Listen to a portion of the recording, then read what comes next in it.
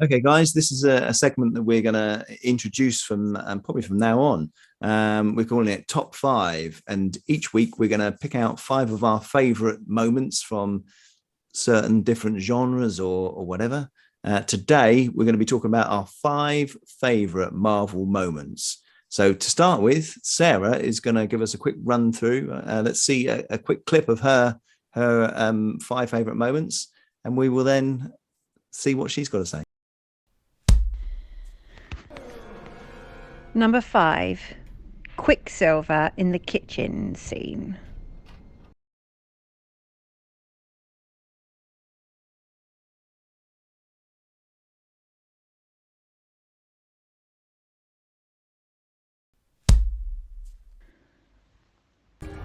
Number 4, Captain America lifts the hammer.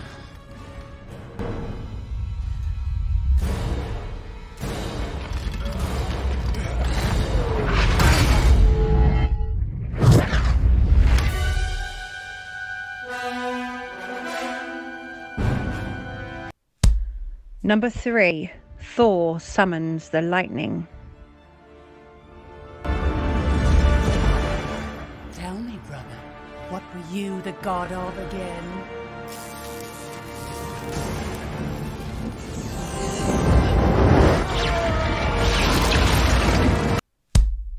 Number 2, we are the Guardians of the Galaxy.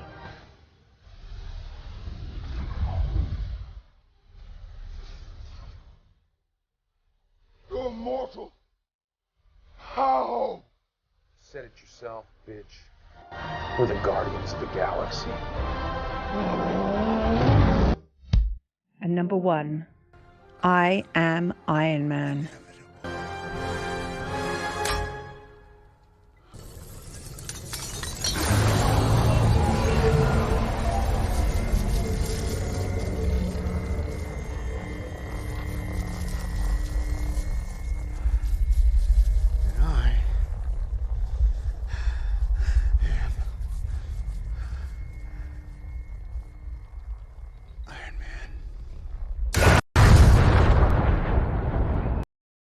Okay, there were Sarah's five favorite clips. Come on, Sarah, run through the list and tell us why you like these moments so much. Okay, so before I start talking about the 5 moments, I have to say there's certain things that have to tick a box before they become a great moment for me, and they are tingle factor. Okay. We don't want to know what's going on in the bedroom. When you're watching a movie, you need to get that feeling when you got the raised hairs on the back of your neck and you're tingling all over and you're thinking, oh my God, this is fucking amazing, this scene. That is what you're thinking when it's a moment that you'll remember. Definitely. And also, it's got to be a moment that you can draw back in your memory without having to be jogged about it. You know, you think, what are your favorite moments? Oh, that. And then that is that. Got to come to mind, doesn't it? Yeah, and even if other people think nah, it's crap, you know, actually. So my number 5 was in X-Men: Days of Future Past, and the kitchen scene when Quicksilver, everything, he's really super fast, and I just loved that. I felt like it was the first time they'd done anything like that in a Marvel movie. Obviously, we saw similar things in, dare I say, The Matrix, when they do all the, you know, the fighting and stuff. Slow-mo and things. Yeah, and I just thought it was just so well done, and I loved the humor with it as well. So I just loved that scene so much. Number 4 was from the Endgame, obviously, when Captain America lifted the hammer, and I mean the tingle factor on that, and also it's when you're in the theatre watching it in the cinema, it's the wow factor. It's like, fuck yes. It's definitely it's like a crowd pleaser. Yeah, when I was in the cinema watching that film, I think I whooped when I saw that. I was like, woo! Yeah. Yeah. Like, yeah. Like high-fiving everyone around in the cinema. It's like, yes, we knew he could. And, you know, he'd seen him in Age of Ultron try and lift it, and he'd shifted it slightly across the table, and Thor was like, what? But he finally gets the hammer, and God, he lays that blow on Thor, which is so cool. So then you've got Thor Ragnarok when he summons the lightning, and I just feel like that was such a pivotal moment for Thor, even though afterwards he doesn't necessarily learn from it in other films. I do feel like it was a massive moment for his journey, having built up over those years, over those films, to a point where he'd actually learned what his true power could be. It's definitely one I've sort of thought, he's like 1,500 years old. Why doesn't he know this about himself already? Well, he's so arrogant, wasn't he? When you think about him in the first film, I'm going to be the god, I'm going to be the king, I'm going to be this, I'm going to be that. And it wasn't. He's the strongest Avenger. And it's like, what, what can I, it's not what can I do for my people, it's I'm all the glory, and he's gone on this journey, isn't he? And at that point, he really, truly sort of understands and learns, and I love it. So then we've got number 2, which is We Are the Guardians of the Galaxy. I've got a massive soft spot for the Guardians of the Galaxy. Absolutely love the films. I just think they're excellent. I think all the characters. Groot is one of my favourite all-time characters. I think he's amazing. I mean, he gets all the best lines, doesn't he? He's not real. Well, he only says I am Groot as well. I agree with you. I mean, I like the first Guardians film. The second one's all right. It's not as good. But it kind of that scene, it kind of opens. It's a great scene. It's a great moment. Power Stone. And obviously you're thinking, well, he is only human, but obviously we find out, and I don't think we found out at that point that he's not only human. It's only right at the very end of the film where they've analysed him and they say there's something special about you. We don't know your ancestry. In that moment when he's holding that stone, you're thinking. So, like, they're saying that no one can hold this, like a human being would die instantly, but and yet so then you do get the inkling that he's something more. But when he goes together with his team, we are the Guardians, and that was just, I love that. I mean, that whole scene's quite long, isn't it? Because it's like, and there's a really sentimental bit where he's grabbed it, and then he sort of and she's shouting to him, take my hand, and he then sees his mother. He sees his mother. You guys are feeling more than I'm feeling when I'm watching these films. Tingle factor. I can't You're probably tie having in your evening nap at this point in the movie. I cannot. I know. I can't feel emotional for CGI characters like that. It doesn't. Oh, that's interesting. It doesn't do me. Groot and the raccoon. I try. I'm really good at doing that, actually. It's part of my job. Like but family, they're looking out for each other. I just think it's amazing. And then obviously my favorite number 1 perfect finish for Iron Man was, he's I'm inevitable, and then you turn around and in that first film, Iron Man, when he says I am Iron Man at the press conference, it's like a full circle. And I'm Iron Man. Yeah. And he is fucking Iron Man, and he doesn't need to be a superhuman to save the world. Yeah, it's interesting because that original Iron Man wasn't technically like the MCU, was it? It wasn't bought by Marvel at that point. That was a separate Marvel Studios that did it, and so you're right. It's that was the beginning, wasn't it? And I suppose that's now the ending of that kind of period, isn't it? Of the I just think he's an excellent actor, and he's so believable. And when you're looking into his eyes at that moment, he knows he's going to die. He knows that this click is going to end him. He's good at playing that type of character, isn't he? He's really like, the eyes are big. Like, do you know, like when you see those teddy bear cats with the steady big on. He's a bit like that, like, and he's like there. You need to really watch the scene. Like, he's like all the emotion. And no, it's definitely a very good moment. It almost made it into my top 5, but not quite. Brilliant, just perfect finish for him. But so they're my 5. Great. Okay, well, shall we now have a look at Toby's selection and see what we think of that? Number 5, Puny God, from the Avengers 2012.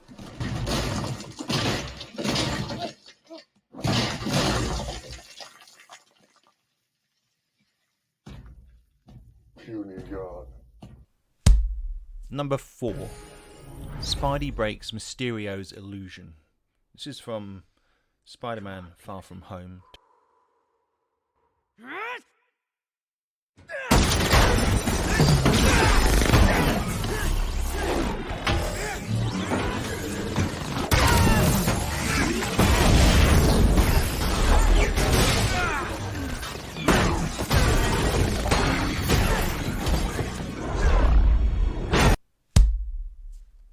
3, Quicksilver Kitchen Fun. And this one's from the X-Men Days of Future Past 2014.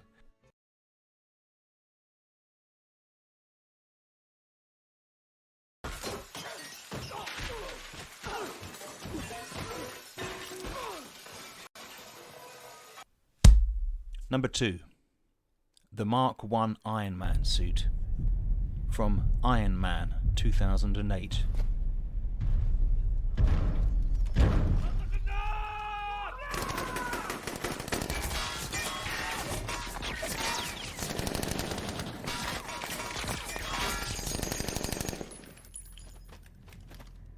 My turn.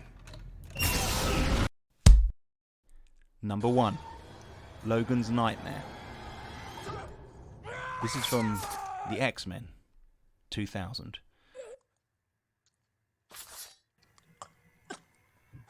Help me! Somebody help!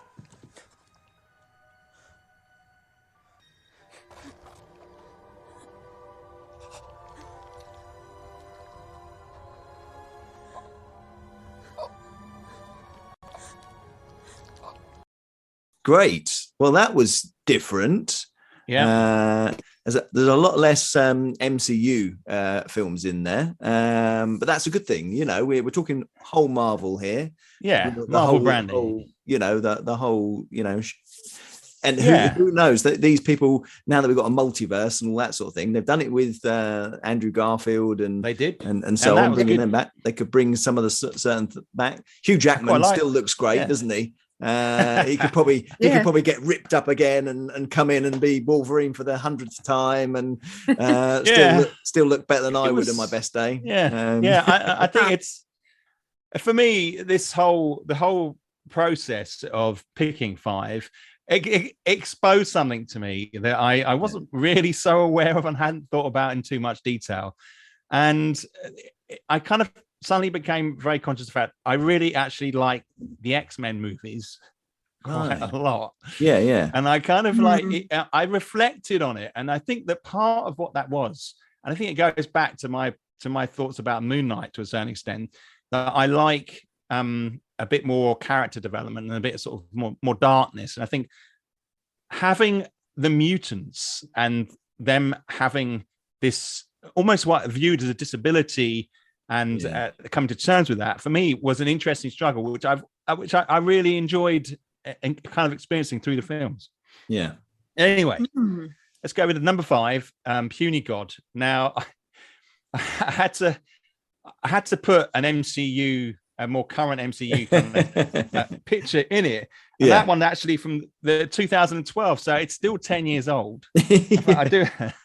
And for me, it was funny because to a certain extent, I wanted to do that to Loki all the way through the bloody film. Yeah. So and it was a symbolic gesture, a kind of the stupidness of some of the glossiness of the god elements that I just really do not like in these films. No. So it was a kind of, for me, it the other thing meaning. The other thing that was quite nice for me about that was also that the Hulk hadn't been very successfully done, had it? No. With some of the previous there were a couple of Hulk films before it that were just mediocre. And Mark Ruffalo, I thought, was good, a surprisingly good choice. Yeah, absolutely, as the very Hulk. good. It was. And they did the CG a lot better, didn't they? It seemed like a better, like the character, you know. Yeah, I think so. Ask me in 20 years' time, and we'll look back. Yeah, that's true. true. What we think. Yeah, on reflection, and I think it was. He's one of the oldest characters in the Marvel canon, and I quite liked him taking control of the situation. Yeah. Anyway, number 4. We had, which one was it? It was Spider-Man, wasn't it? Number 4. Yes, Spider-Man sort of breaking the. So that one there's a sequence that actually I felt applied to a number of Spider-Man sequences. I'm a big fan of Spider-Man, and what I liked about that was it was very much about Spidey in his Spider-Man suit that isn't made of metal. It's like a normal Spider-Man suit, fighting droids against someone who had this device, Mysterio. He had this illusion device that he eventually created, and I felt that it was sort of believable to a certain extent, and that's what I like about Spider-Man scenes.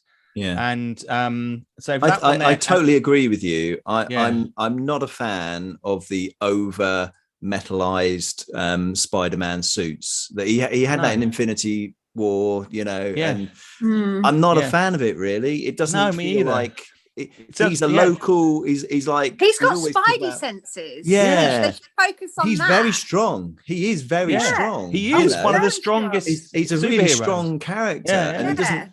But that to me, although it's been fun, I don't find that as good, and I don't find that call me cynical, but is that not to sell more toys? I mean, think about in the last Spider-Man film, in the third one that's more recently come out. I really like the scene when he's being when Doctor Strange is like pushed his body out of its astral his astral body out, or whatever it is that he calls it. And he's trying to grab the thing off of him, but his hand still moves because of Spidey's senses. Even though his body's been, his spirit's come out of his body, he can still move. And it's hilarious. It's a funny scene, but like it just shows the skill. So true. That Spider-Man's got. Yes. Well, what I quite like is you can watch a character playing Spider-Man in his Spidey suit. And that is Spider-Man just through the generations. He is always going to be Spider-Man. I just don't think he's the sort of character that needs technology. He doesn't need a load of technology. They certainly tried it all, didn't they? And that's the one thing. With they tied him with Iron Man, didn't they? And they become sort of buddies, and it was a father-son type thing, and all that sort of thing. That's fine. They're two good actors, and it's nice to see them kind of having some chemistry. In any case, my third clip, Quicksilver, doing his thing. We could have picked the scene where he saved everybody from the X-Men mansion. Yeah, that was Days of Future Past 2014, and I think one of the reasons why I picked this was because it looked stunning. Yeah, the whole sequence. I think that one of the things. You could watch that over and over and over. So again. well done, isn't it? So well done. Them to do it. They put it to music. I can't remember what the track is. And he's just a naughty kid, isn't he? Doing his thing, having fun with it. It is excellent. And it was a nice juxtaposition against some of the really serious Magneto stuff. Boy, does he get serious about things. And so that kind of, and because it's his Magneto's son, isn't he? And that whole there's a whole other thing going on here that a kid can save these three very powerful superheroes by doing this super speed. I mean, it's like who wouldn't want to have super speed? So awesome. It's very cool. It was really so cool. It's interesting because it feels a little bit like, is it super speed or is it some sort of time control, in my opinion? Do you know what I mean? Well, because super speed. Yeah. I mean, there's a history, isn't there, of, say, Superman turning back time through his speed. Yes, there is the Flash, and he breaks barriers through that sort of thing. Yeah, absolutely. And you could carry it on into other films like so The Voyage Home with Star Trek. There's that whole slingshot kind of speed thing that is weirdly associated with time travel, but that's a whole nother discussion. And then number 2, we had Iron Man appearing in Mark 1 armor. Comes out of the cave, attacks the terrorists. Now, it's a weird one to pick because we all know Iron Man is glossy and kind of got these amazing suits and all that sort of thing. But for me, it takes it right back. This is the real Iron Man, and him emerging in his kind of his early stage. This is where we first see him realizing his potential to a certain, some of it anyway. And and I just love the look of it. It looks so classic, look 1950s, kind of very. Could have been black and white, couldn't it? And it was. I thought that was fascinating and classy. I thought that was classy. And then my number one, which is probably totally a surprise to everybody, from X-Men, way out of the MCU. We've got the year 2000. We have Rogue being impaled by Wolverine, and I felt that. Well, there's a number of things that can happen in a film. If you can get chemistry between two characters, like Rogue and Wolverine had, I think it's a special thing. It's a bit like if you Game of Thrones with the girl and the beast, the wolf guy. I've forgotten his name now. There's a relationship you can get that is very special. And I haven't seen much of that, to be honest, in recent films. Yeah. But then if you can throw something that's completely out of the blue, if you can then thrust the knife through that person's heart by the other person, that means a lot to that person. Yeah. You get this moment of magic. And I thought that was really important. I thought Anna Paquin, who plays Rogue, really captures that moment. They're all mutants. They're all weird. They're all kind of, she's going to use their power to save herself. I just thought it was very sentimental, a very sort of character-driven moment. And I really enjoyed it because that moment, Wolverine was completely tied to her with that action. You know, that they were then one. They became one with that moment. And I think it's a good choice. It's a good scene. It's a very good scene. It's a good character sort of moment, isn't it, between the two of them? You know, it connects them, doesn't it? Because I think when she touches someone, she also gets a little bit of them with, sort of within her, doesn't she? So I kind of think that's a good moment for them as a like you say, building their characters and so on. You know, and it was also a bit of a, oh my God, he's just killed her, sort of thing, whoa, blimey, and you sort of forget because they're quite old now, aren't they? The X-Men films, those original ones, but they, X-Men and X-Men 2 were both good films. The Last Stand I wouldn't go and see again, but there's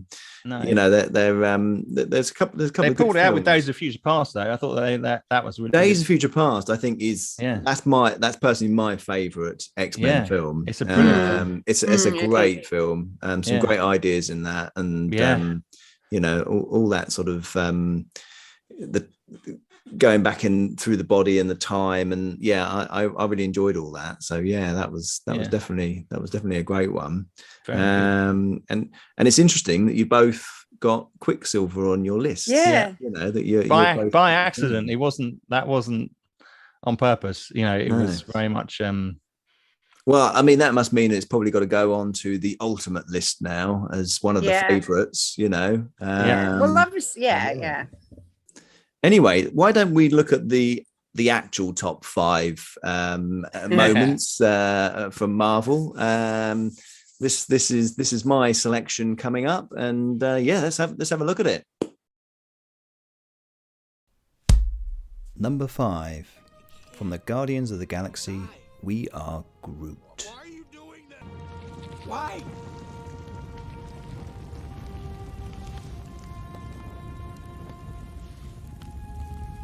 We are Groot. Number 4, also from the Guardians of the Galaxy, the dance off to save the universe. Then bring it down hard. Someday, we put it together. What are you doing? Dance off, bro. Me and you. Come on. Subtle. Take it back. What are you doing? I'm distracting you, you big turd blossom. Number 3, from Iron Man 2, Iron Man's suit.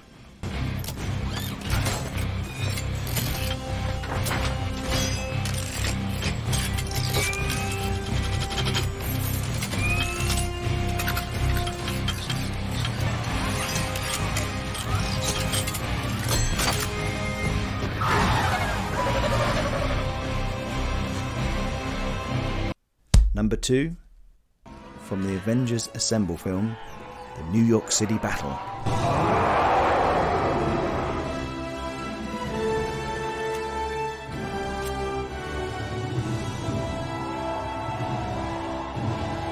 Keep the fighting here. And Hulk. Smash. And number 1, the creation of Stormbreaker.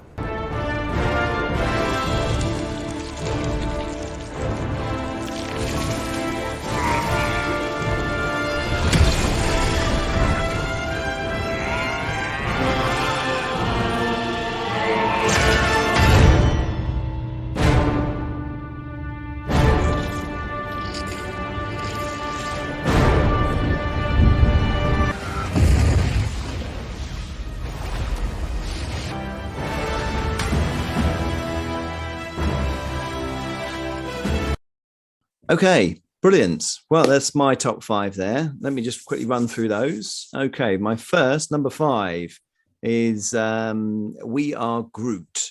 This is from the Guardians of the Galaxy. Great film.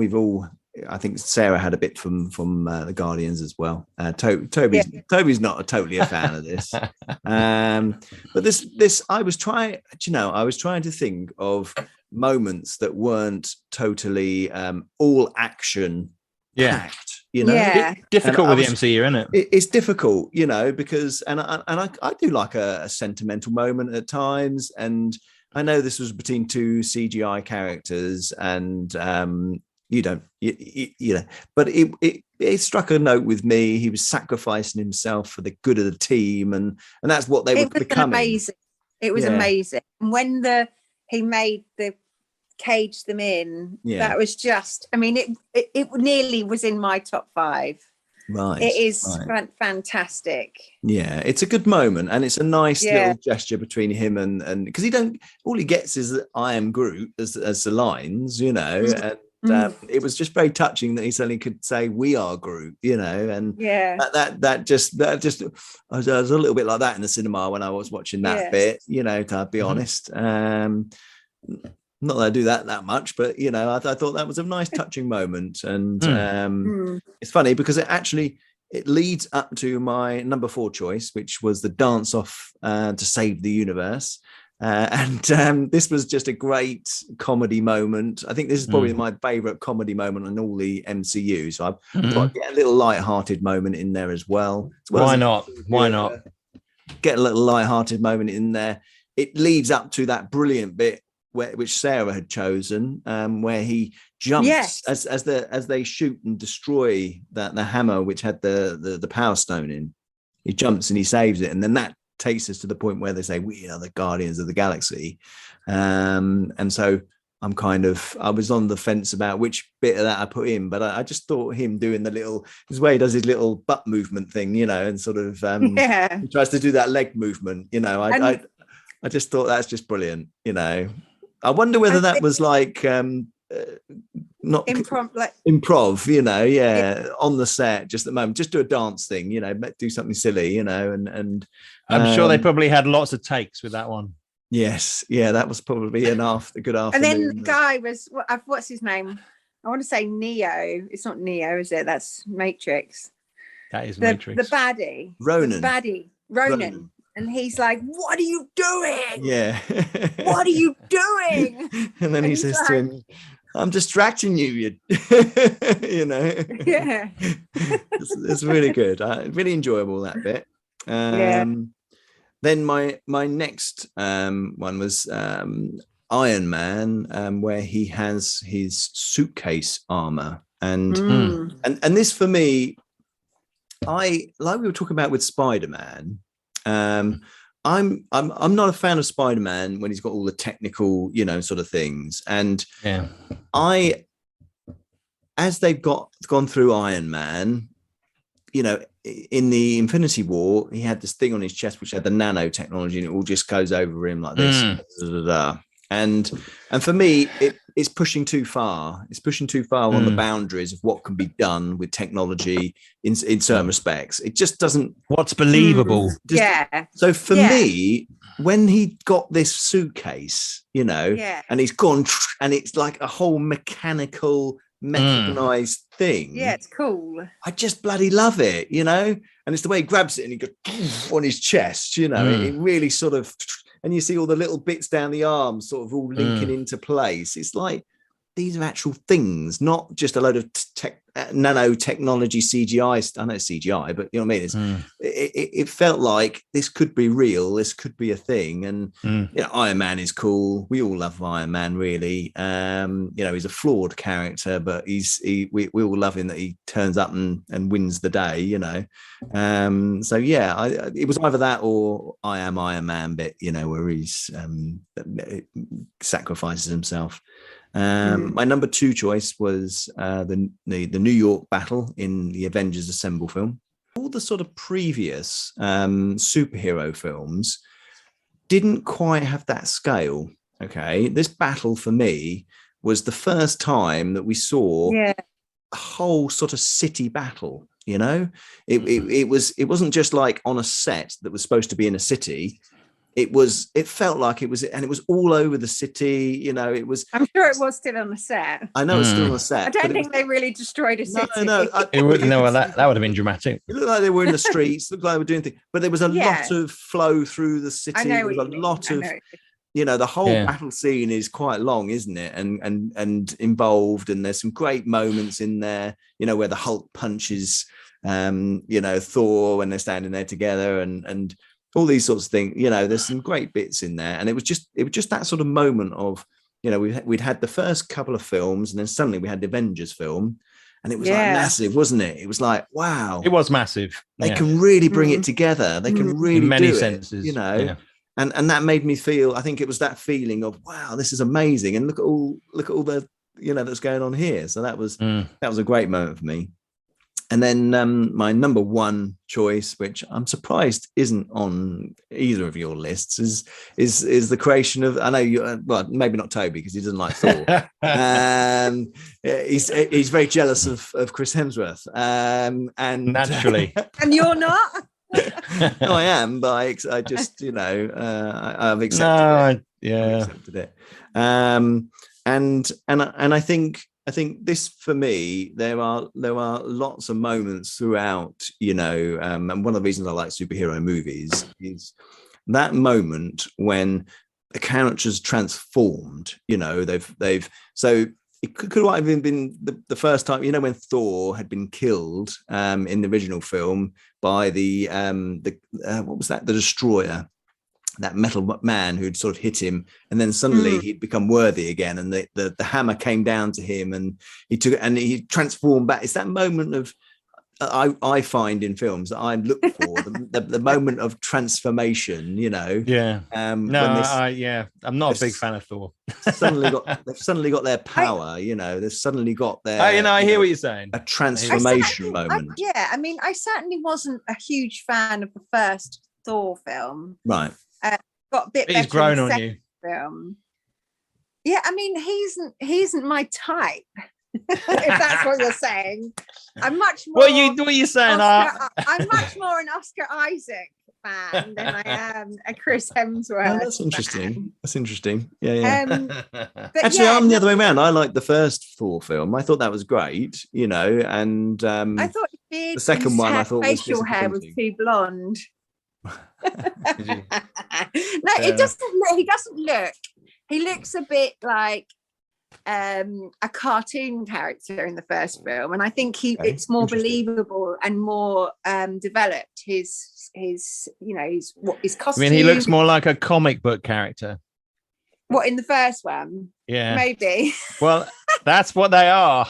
Yeah, yes. I know, but I felt like it was more authentic when he looked a bit more rugged and a bit more. Not dirty, but like. But you say that. I mean, Asgard was supposed to be like a realm of eternal people that were perfect, and he was very much from that. He spoke very differently, didn't he? When he got to the third film, suddenly he's like, you know, and sort of mucking about a bit, and I don't know if they're in danger of pushing it too far. Do you know what I mean? In this up and coming film, we've got the new film coming up.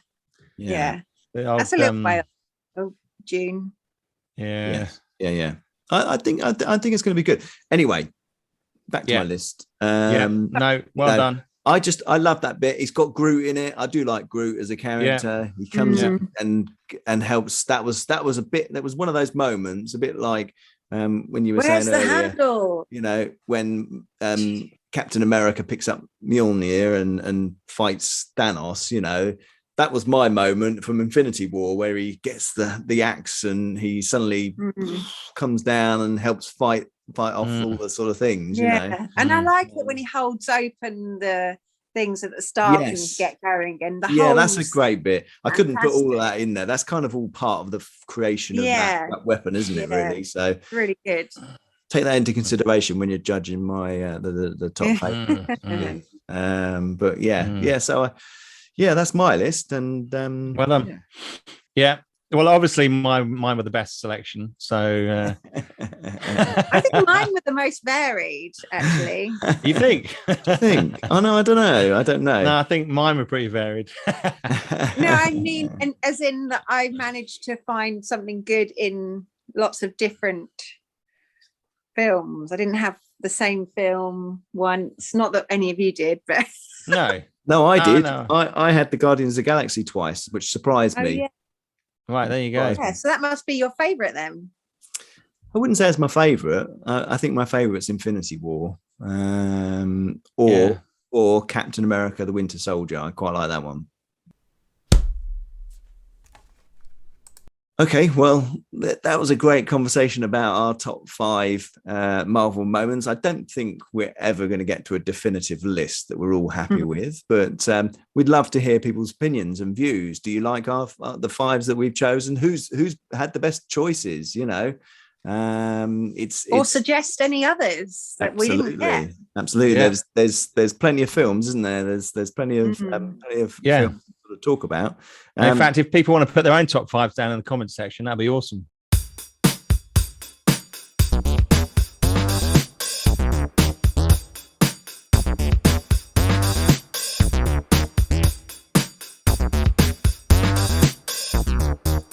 Like and subscribe.